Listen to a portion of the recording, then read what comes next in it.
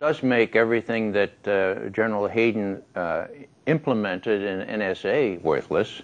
The famous pile from which you're supposed to extract the little nugget on terrorism, it hasn't worked. Hayden has his nose out of joint. He's a neocon who is very dissatisfied these days, and particularly with the performance of German Chancellor Angela Merkel, because she's not acting obediently anymore. She actually sees Germany's interests first and has prevented a worsening of the situation in the Ukraine. General Hayden doesn't like that. And he doesn't like Angela Merkel being an upstart and saying that she's displeased at having her handy, her little cell phone, monitored. Well, she should know her place.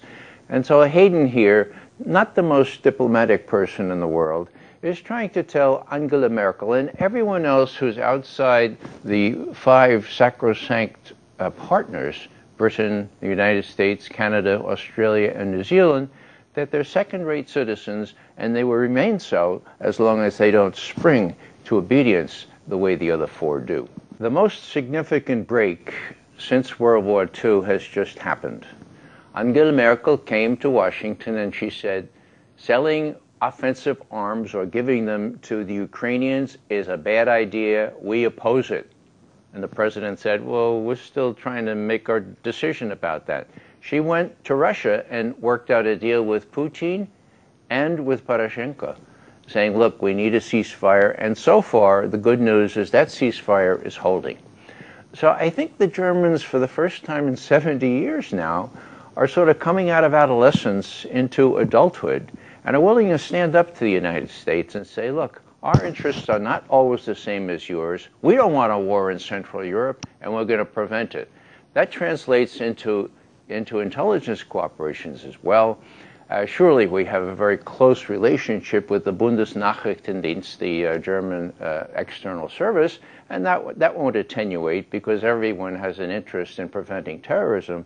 But the Germans are going to be put in their place by the lights of people like General Hayden and others who are very dissatisfied with the fact that they're acting like adults now and not like subservient servants like the other four eyes. Angela Merkel felt political pressure to get on the same level as the so-called Five Eyes, but it was made very clear to her, including by the President of the United States, no, you don't qualify.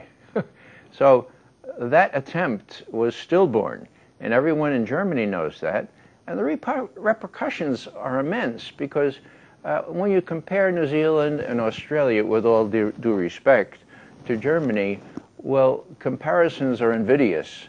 Germany, of course, is much more important, and they should be not subjected to this gratuitous demeaning.